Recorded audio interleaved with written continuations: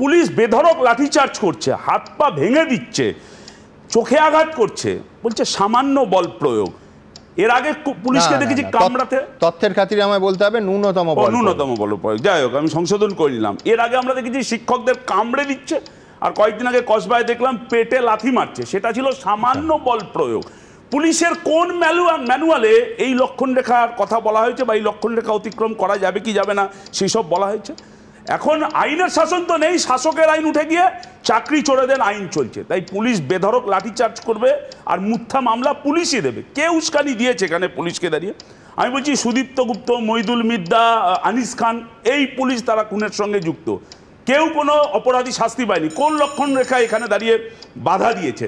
আমি বলছি যে বহিরাগত বা উস্কানি, ব্যাপারটা হলো ভোটে জিতে এসেছি তাই অবাধে চুরি করবার আমার অধিকার জন্মেছে।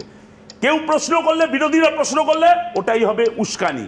বিরোধীরা জানতে চাইলে, চ্যালেঞ্জ করলে এই দুর্নীতির বিরুদ্ধে, এটা হবে বহিরাগত থিওরি। এটাকে বলে স্বৈরতন্ত্র।